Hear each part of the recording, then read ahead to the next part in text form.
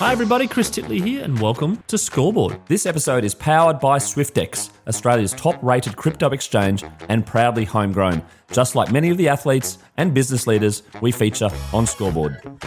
Hi, it's Chris Titley here and on today's episode of Scoreboard, the podcast, I'm joined by Nick Maxwell. Nick, thank you so much for being part of the series. No worries, mate. Thanks for having me. Sitting here on Friday, the 14th of November, 2025. Mate, how's your 2025 been in a nutshell? Very busy, yeah. With business obviously ticking along, so a lot of work on that. A lot of work for planning for the future and what the future of the business looks like. And 3 kids, mate. So plenty of sport and plenty of driving around. And our boys managed to win a premiership in the under-14 Williamstown Juniors. So coached those boys with one of my mates. So that was great to get a win for those boys. So it's been good so far. Mate, you mentioned the business there. Do you want to talk about what you're up to? Yeah, Éclà. We're in Hawthorn East at the moment. Soon to be moving, having another location in the city of Melbourne at some stage in the coming future. So we've got serviced offices, meeting rooms, phone rooms, Zoom rooms, and then a members bar, restaurant, cafe, event space. So basically have really nice facilities for people to come to, but then we build a real culture and community around it all through weekly events and different things that we do from a staffing perspective. So it's a pretty cool place to come and work, and it's been great to get to know all our members over the last couple of years and see them grow and see them become part of the community and connect with each other. Mate, I'm looking for a little office in Melbourne when I come. Can out-of-staters come for a day? Absolutely, yeah. Come and hit us up. You can come and call in here and use the meeting rooms or the flexible working space, whatever you need. What about the podcast studio, mate? We've got a podcast studio, so we've got that too. Yeah, we've got you covered. Don't worry, mate. I'm giving you a good plug out here. Excellent. people should check it out, mate. You did mention that you're coaching footy for your son. Yep. Your relationship with footy, how is it, and how's it changed over time? Yeah, good. I left footy altogether. So I had 20 years in the industry as a player, then some leadership stuff, and then worked, 2IC in a footy department for about 5 years, and then got to the stage where I was starting to miss out a fair bit on weekends with the kids, with their sport and their growth. And so Éclà sort of came along at the right time for me to make that move and allowed me to still go. I go to games now, but I get to take the kids to games. I still host a lot of functions for the club. For Collingwood at the MCG in particular. But again, it just allows me to be connected with them, allows me to coach junior footy. So still love the Pies and still help out wherever I can. But at the same time, I think as an athlete, it's a really selfish endeavour where it's all about you and your time and what you need to eat and when you can holiday, etc. Certainly has its rewards, obviously, but from that perspective, I think after 20 years, it was time to have a look at something else and now start giving back to the kids a bit more. I've got a friend that's been made redundant after 14 years with an organisation, and I sort of relay that to an athlete's journey as well. It's very hard, I suppose, to change your identity and to not be involved. How did you go with that? Obviously, you went straight into footy and footy clubs in terms of coaching and high performance, etc. But how did you deal with that sort of, I'm not a footy player anymore? Yeah, it's a great point. I think for me, it probably wasn't as hard because I missed out on so much so early, where I was overlooked for 4 or 5 years with the Geelong Falcons. Finally made it there, then tried out and was overlooked by Port Adelaide, Hawthorn, Geelong. So basically, I always thought the next day I could get sacked effectively as soon as I got an opportunity with Collingwood. So I guess my mindset and who I was as a person wasn't tied to me as an athlete. It was just me who played football, knowing that it was going to end at some stage, and I probably expected it would always be sooner rather than later because of those setbacks I'd had early on. So I had a different mindset where my identity wasn't locked in as a footballer. And unfortunately, I think with all these players coming through and athletes coming through in particular from sort of the middle of their teenage years, they're very good at whatever sport they're doing. And that's when everyone's telling them, you've got a career in this, you're going to make it. And we know that the chances of making it are so slim just to get onto an AFL list as an example or whatever sport you're playing. And then to make a career out of it is like 1% of those ones that actually make it on the list. So I think we need to do a lot more work in that regard. But it's all tied into the identity piece where a lot of athletes, and I see it with footballers, where they finish. It's not just about the change in the money and the self-worth in terms of the footballer, and everyone knows what you do and sees what you do every weekend. that's also the identity piece in that, realising that football isn't your whole life and that you've got another whole half of your life to live if you're lucky enough to do it for as long as I was. You still got another sort of 35 years of work to do after that. So always planning and preparing for that and having something outside of football I think is critical. How did you go with the sort of missing the competitiveness every week and getting out and having that game situation? I was actually okay, I think. I am very competitive, but I think at the same time, I couldn't. I had 5 surgeries when I finished. So I broke over 30 bones when I played. So I sort of had a lot of injuries over time and certainly paying for it now. But at the same time, it was, from my perspective, the competitiveness was you can't compete at that level if you don't do all the other stuff. And I didn't have the ability to do all the other stuff. So there's no point sort of thinking about it and resting on it. So for me, it's more about now with the kids, with their coaching. I'm certainly competitive with that as well, but it's more about the teaching and the learning and trying to help them and just seeing little moments that help them improve and help them as young men continue to grow as they go. So that's sort of something they're pretty passionate about, me and the other guys that we are involved at the footy club. And so the competitiveness, I've sort of gone away a little bit, which is an interesting one given how competitive I've always been. The connection with junior footy there and being down there and watching the kids going out and having fun and them building connections and friendships, how do you feel with that? Does it take you back to the levels of fun that you were having as a junior? Yeah, it certainly does, and I talk about this a lot. Where my local football club, St Joseph's in Geelong, that was what we did. There was a Friday night game of AFL footy. There was a Saturday afternoon game on TV. That was it when I was growing up. There was no social media, so AFL players weren't real to you. Whereas I'd go down and play under 13s, under 15s, under 18s at St Joey's, and then you hang around all Saturday, watch the reserves play, watch the seniors play, go stand in the huddle with your heroes right next to them at 3/4 time, and like they were the guys that I looked up to. So that community and connection from the football club sort of something I've always had and always been passionate about and understand how important that is. So it's certainly great to see these kids coming through and probably, I guess, a bit more with my experience in AFL, going back to that level, you can sort of see, you can pick up a lot more little intricacies. You can see when a kid's a little bit down. You can see when things aren't quite right. You're not just trying to coach a whole team to win and coach a game plan. You're trying to coach little things to help them improve and spend more time with them. And I think that a lot of times we fall in the trap of just having a coach that's a coach of a football team and here's from a junior level, here we go, this is what we have to do. This is the game plan. Whereas we build a whole team amongst it. So we always have a co-coach and then we have a whole team where they can go and take drills and I can be off the side just chatting to a certain kid or grabbing them and talking about something else or showing a skill. So just trying to find more time to give them that sort of mentorship and friendship as much as around the coaching part. You sound very into your coaching, mate. I'm just from the 14s to the seniors to the AFL. Like, is this the career trajectory at the moment? I think a lot of people actually, a lot of people are surprised, I guess, because the way I played that I didn't take that track. But you've just got to be like, you have to be all in as an AFL coach and assistant coach, AFL coach. Like you're cutting hours and hours of vision after every game, then you're going to watch the VFL and watching how they went. So.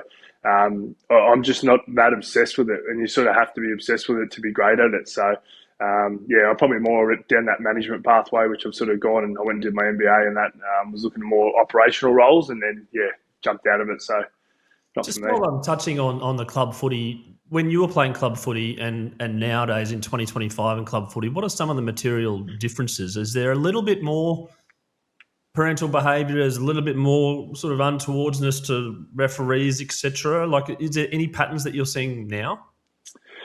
I probably think the kids are going through a lot more. They've got a lot more in their head, whereas we didn't. So we just you go to school and you go and play sport, and then you go back to school and you go and play sport, and that was sort of your life. Whereas now they've got social media and PlayStation, and there was no such thing as anxiety and depression when I was growing up. So it's actually Scott Waters. I just had him here he does Life Changer, and he's here at Éclà last week for one of our events, and he talked a lot about that if you think about the biggest challenge that I had as a 12, 13, 14, 15-year-old versus what they're facing now, the list of things that are in their mind and that's going through their head versus what we had is just so different, and the world's just so different. There's you think about the baseline of half a dozen subjects that we were learning at school. Now there's like 150 different things they can learn. And is AI going to take the job that I've been passionate about that I wanted to do? And there's so many things happening. So I guess you want sport to become, you don't want it to become another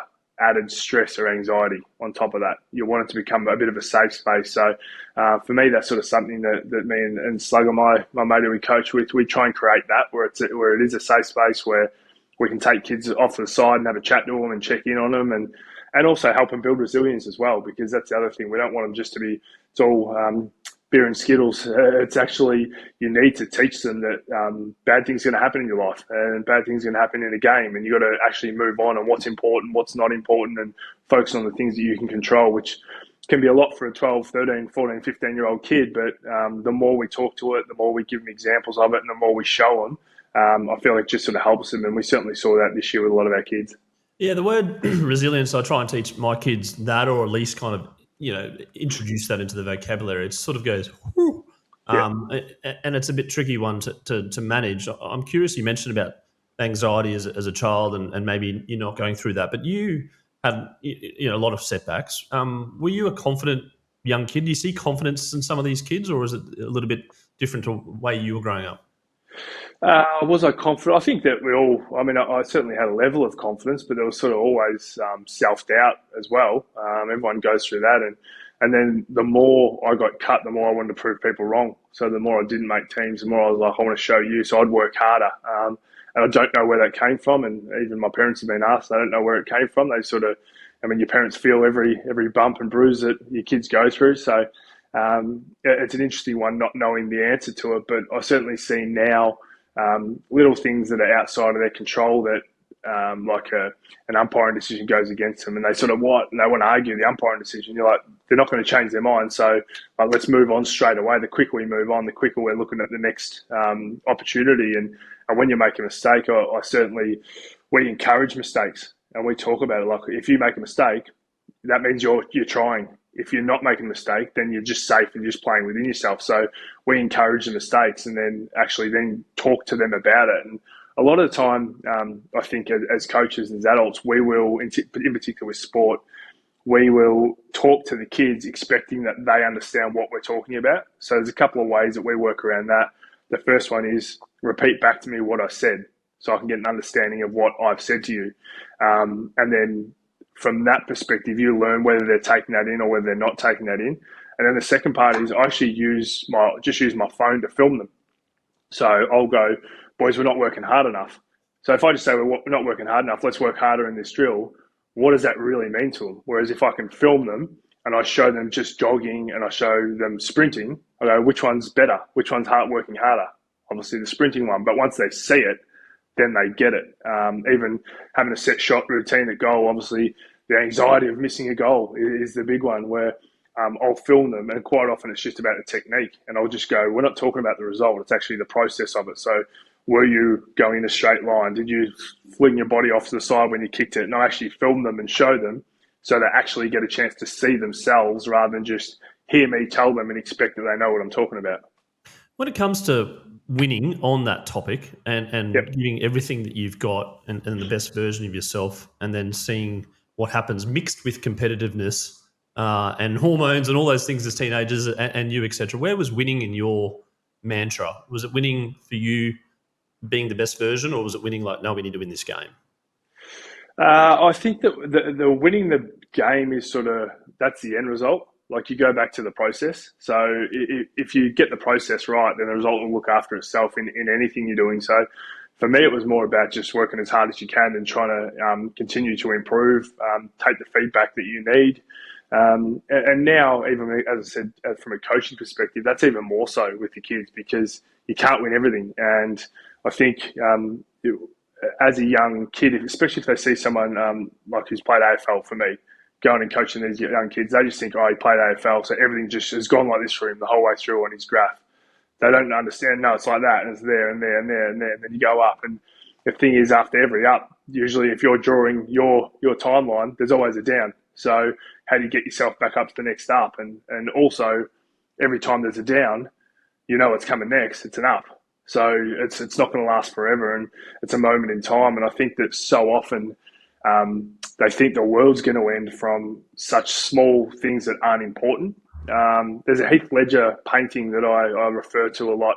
Won the what's the best painting in the world? Oh, mate, you're asking the wrong guy. Not the Pulitzer. Not the Pulitzer. I could name some early '90s cricket scores, but not the Whichever one it is. There's actually a photo of him, and then another photo of him either side, a painting, talking in the ear of himself.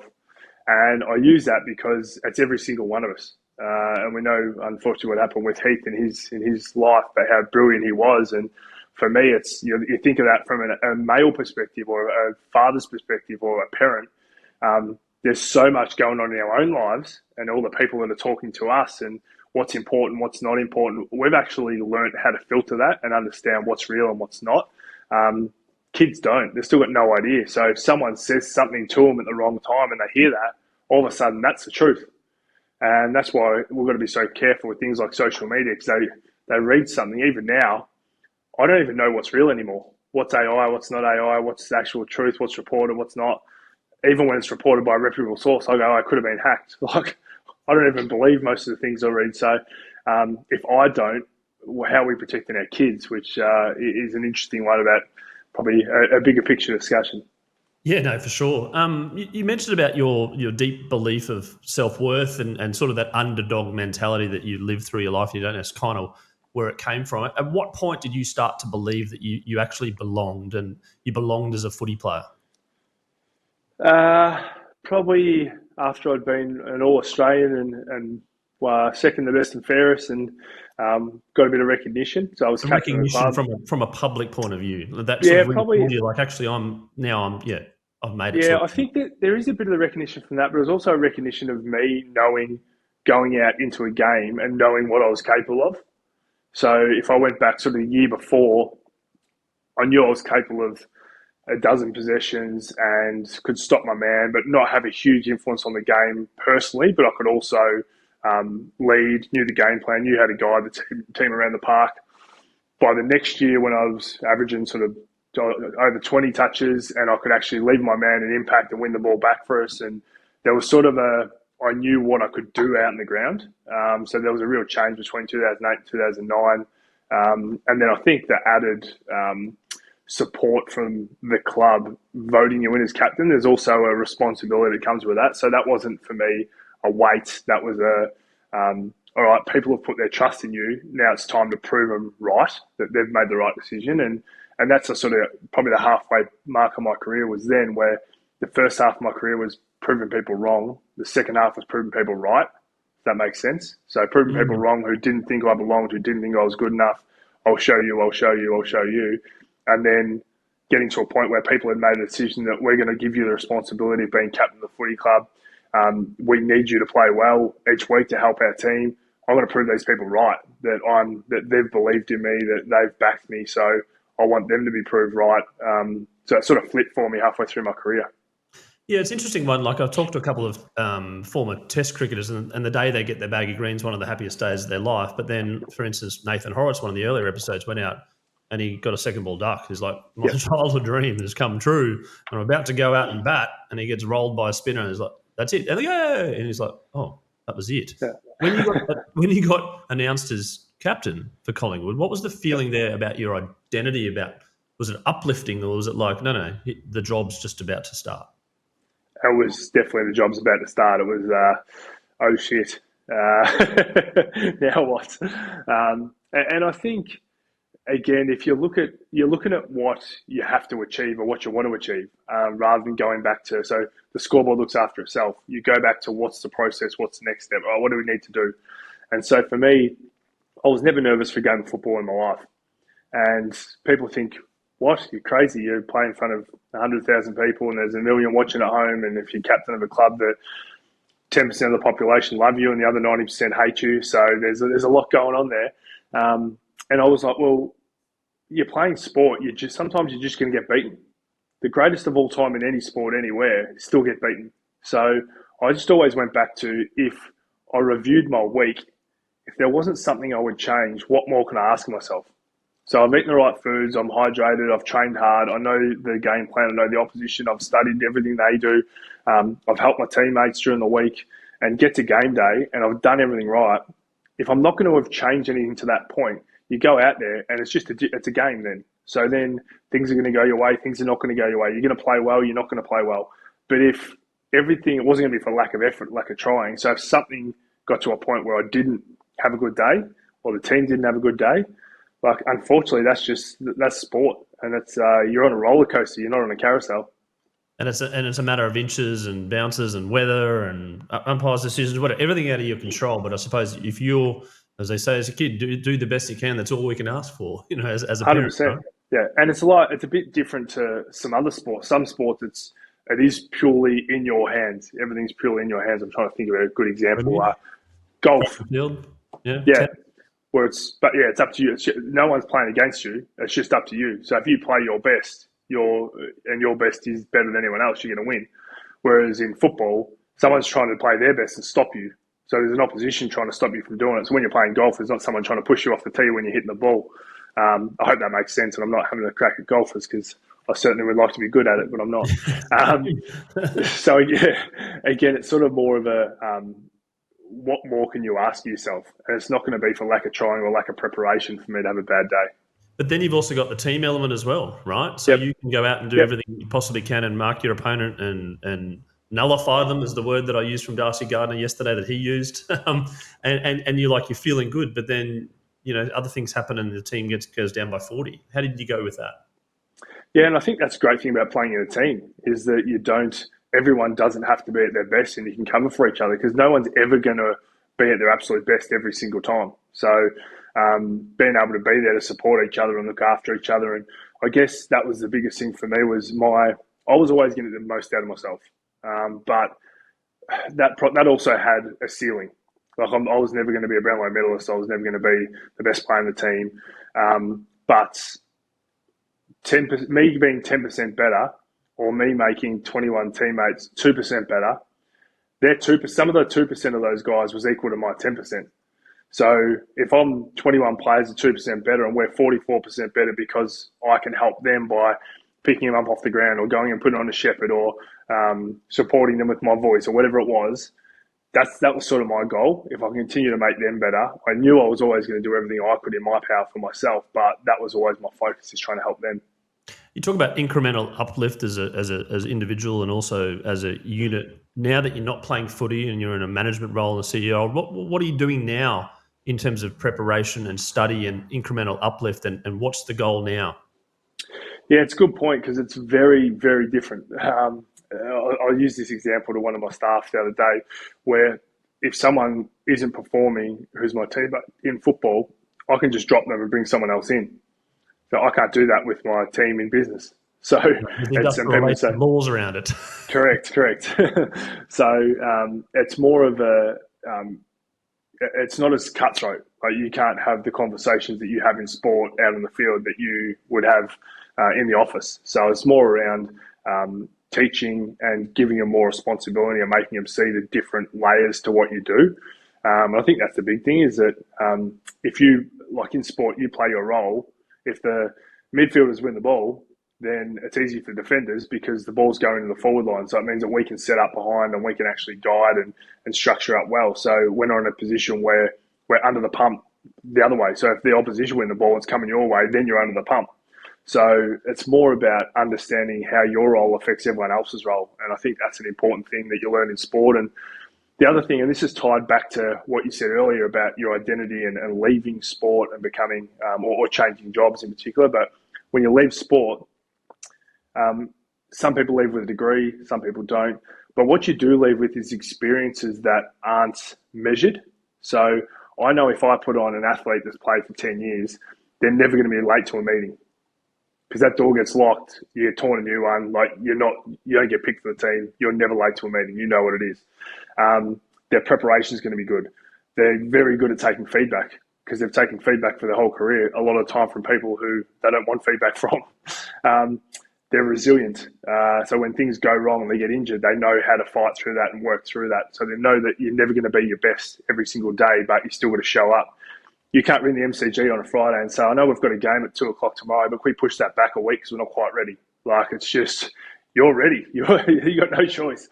And you're ready might be 90% ready, but you're going out there at 90%. So athletes bring like the right attitude and a lot of the behavioural things that we're desperate for in business.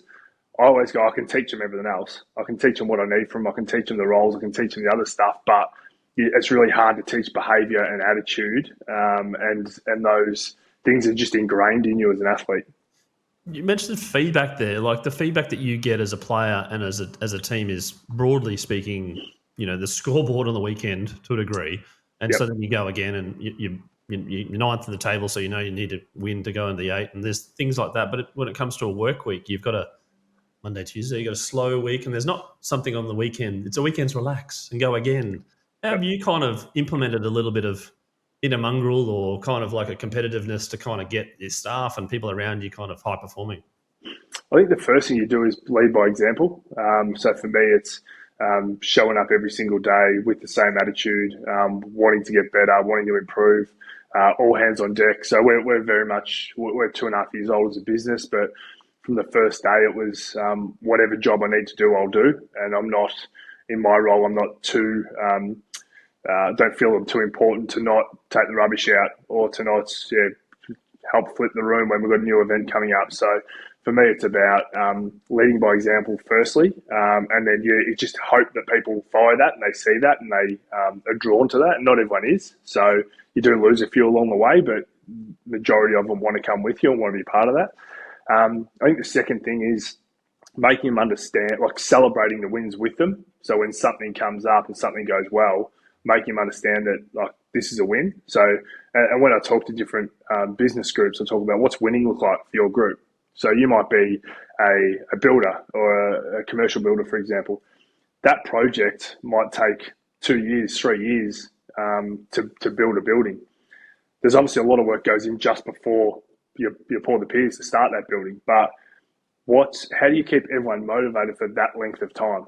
So you almost need to break it down and go, what's winning look like in these little categories? And the best example I give is that when you look at a sport, so an AFL game, the coach doesn't talk to the team and look at what they want to do before the game and then after the game to review it.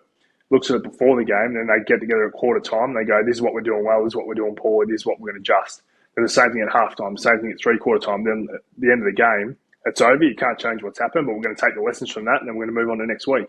So from a business point of view, when you're looking at that building, if you're just looking at 3 years, it's really hard to keep people motivated the whole way through for that 3 years.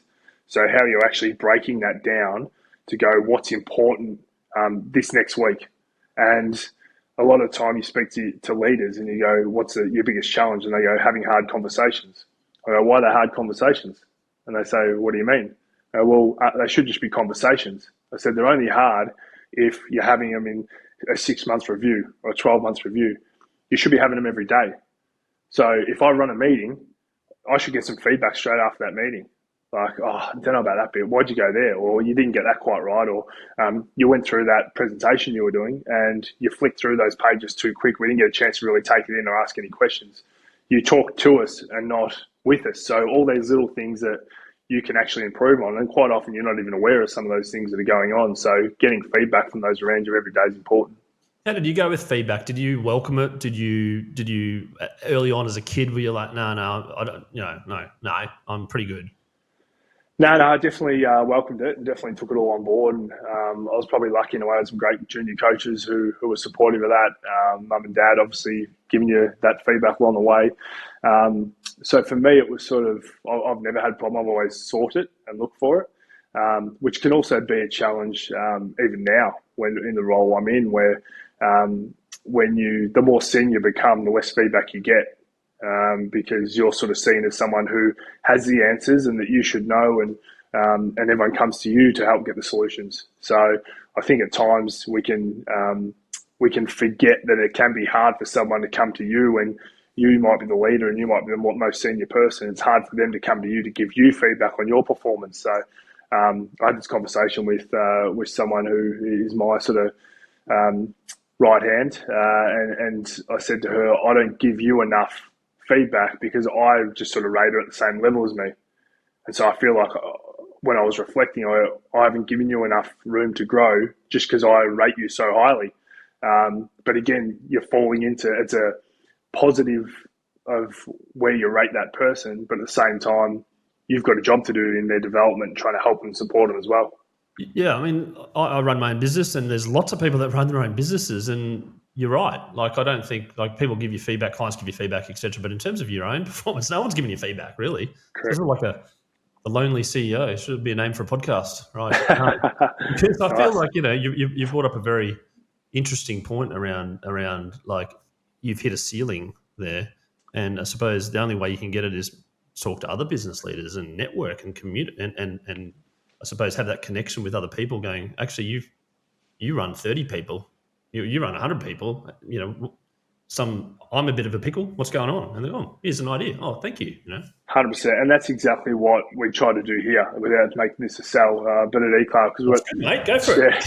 250 I'm commercial. odd, 250 odd members, and the majority of them are small to medium business or sole traders or consultants. And for them, you're going through so much yourself, and you're worried about, particularly as a small to medium business, you can't bring in experts who are going to do leadership talks and support you and be able to guide you and be mentors and that, because you haven't got the revenue to be able to do that, or the resource. So from that perspective, them being able to talk to each other is actually something that we always wanted to happen, but it's something you can't force. People have to find their people and find the ones they're comfortable talking to, and we've been able to create that, which is really cool. Is a lot of them work together now, and a lot of them actually have the opportunity in the hallway. Oh, what are you up to?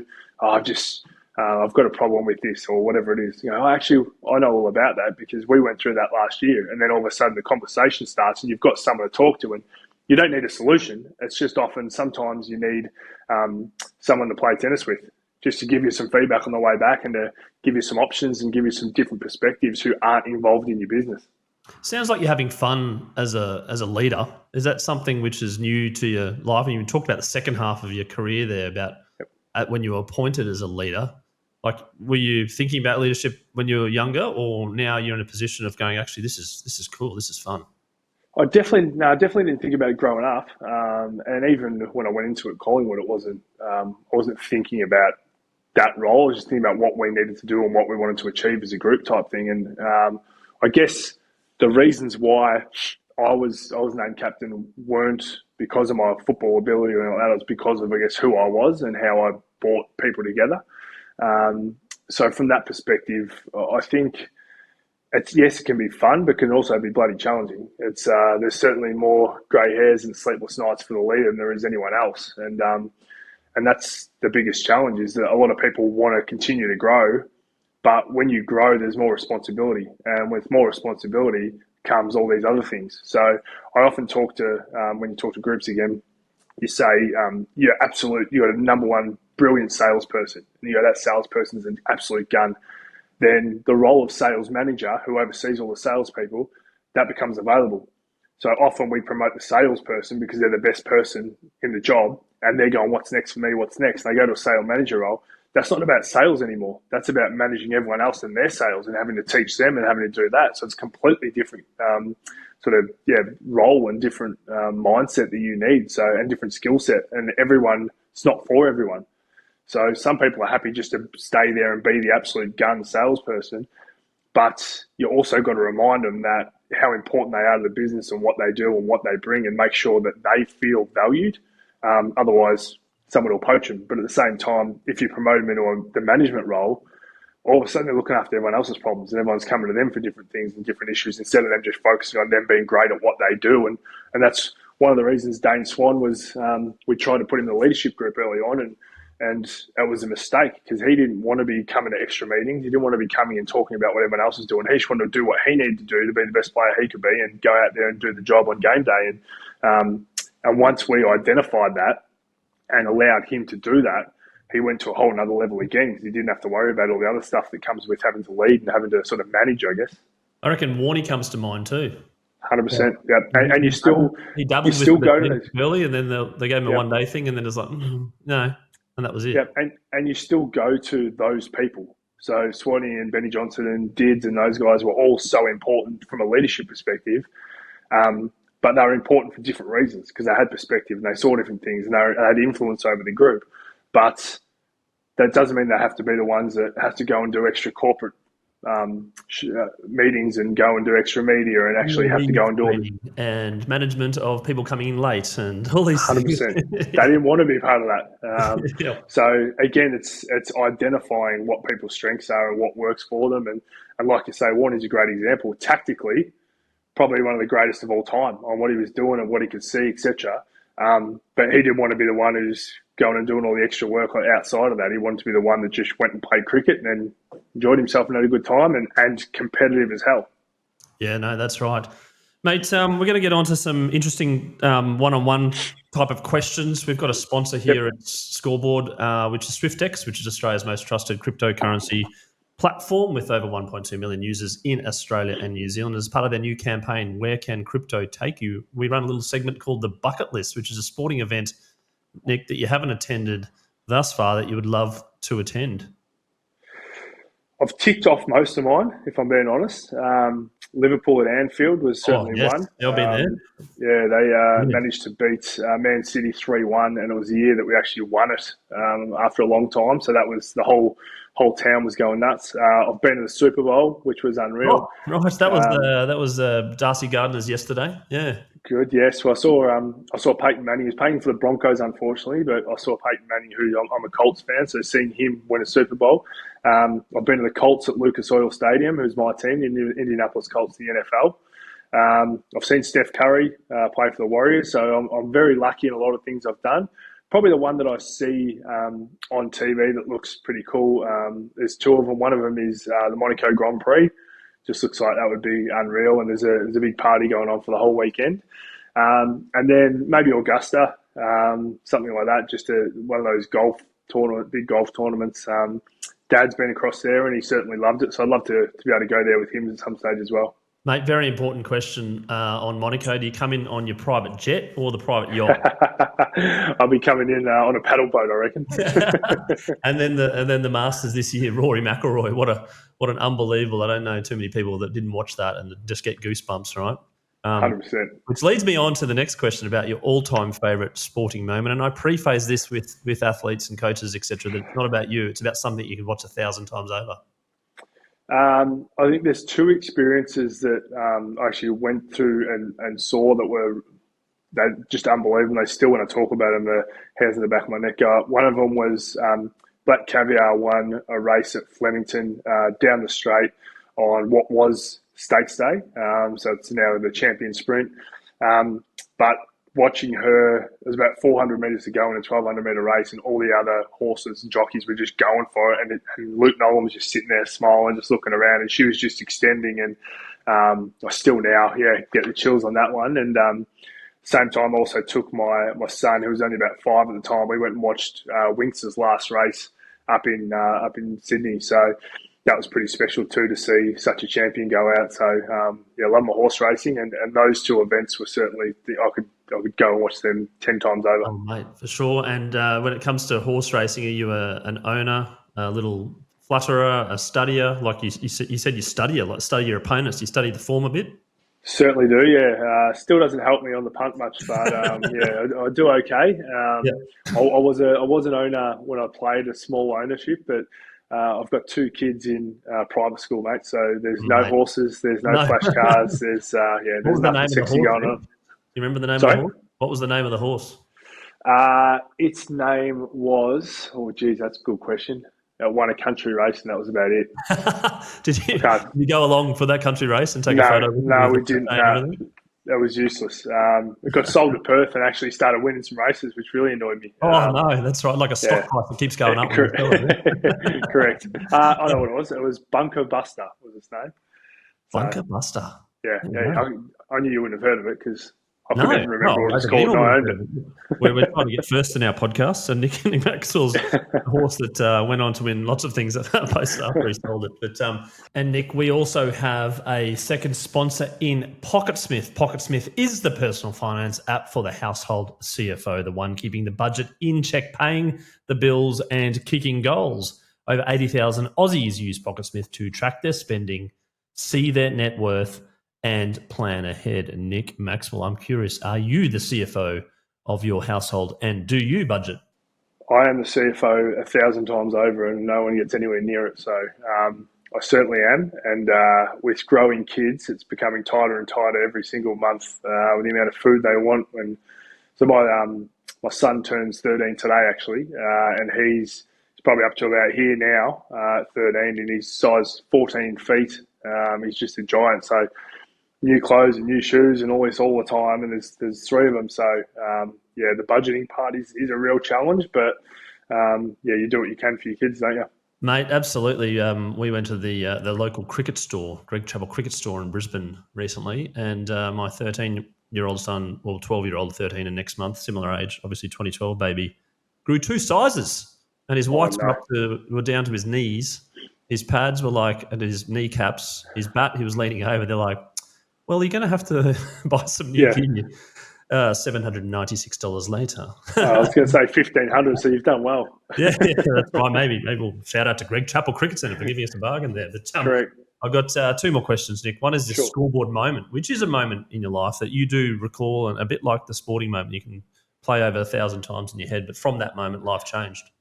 Scoreboard moment. I'm actually going to go right back. I'll go back to under 13s. I was playing. My dad was a coach. Our sons are there, right? Yeah. Yes, yeah. And we were playing against a team called Lara, who had beaten us 3 times during the year. They were undefeated all year, and we rolled them in the grand final. And I kicked a goal late. It was like 3 goals 7 to 1 goal 6 or something like that at under 13 level. But I kicked a goal late and remember looking over the scoreboard and going, "How good's this? We're actually going to win a premiership." There you go, mate. What an excellent moment to recall, and so vivid at that age. Like, this is the age where the kids, like, my 90s music trivia is pretty strong. It's because of this era, right? It's this time when you're grade 6, 7, 8, 9, 10, where the memories and the connections of sport come through as well. And it's funny, even little things. So my son is amazing at maths, and it's because of sport. Because he goes, well, a goal's worth 6 points, so 6 goals won. And so he starts working it out from all that. And so it just becomes a natural thing with them where they're always looking at scoreboard numbers and basketball for the assists and has he had a triple-double and all those things that come into it. Whereas I see those that aren't involved in sport, maths becomes a lot harder to them because they haven't got that grounding. Yeah, no, and cricket does that. AFL does that. There's a lot of sport. I mean, like, all the sports have the stats, etc. But the 6 times tables are very prominent amongst 10-year-old boys and girls who are following their idols. One final question around Nick Maxwell about: do you feel proud? Are you happy where you are in your life? And I suppose if people remember you and want to know who you are, how would they describe you? Geez, that's deep. I need a bit of practice for that one. Well, I guess I met AFL supporters a lot. You go and talk at something, and I often get feedback where someone will come up to me and go, "I barracked for Carlton, and geez, I fucking hated you. But you're actually not a bad bloke now that I've met you." So I guess from that perspective, it's just ordinary bloke who just tries to do the right thing by people and is there for the people I care about or are part of my circle. So I guess that's how you want to remember it, is just someone that's a decent human, that does the right thing. And when you say proud, look, I've been proud of some of the things I've achieved, but at the same time, there's always something else to achieve. So I'll probably spend a lot more time looking forward than looking back. Excellent. Nick Maxwell, thank you for that. And that was a fantastic way to finish in terms of moving forward, because a lot of people do reminisce on the past and then look back and look back and look back and look back. And you're like, hold on a second, you're spending all your time moving forward, looking back. So I really do appreciate you having a chat on Scoreboard today and getting a bit of an insight into your life and the things around and what drive you and the perspective that you have right now. I appreciate it and looking forward to supporting Éclà. Is that how you pronounce it, Éclà? Éclà. Éclà, like a little, like Target, a little bit. Like it means, yes, it's be brilliant in French. Be brilliant, Éclà, and supporting where I can, coming in and having a chat and doing a day pass when I come from Queensland, and everyone should go out and have a look at it. Appreciate your time and looking forward to catching up. For sure. Thanks, man.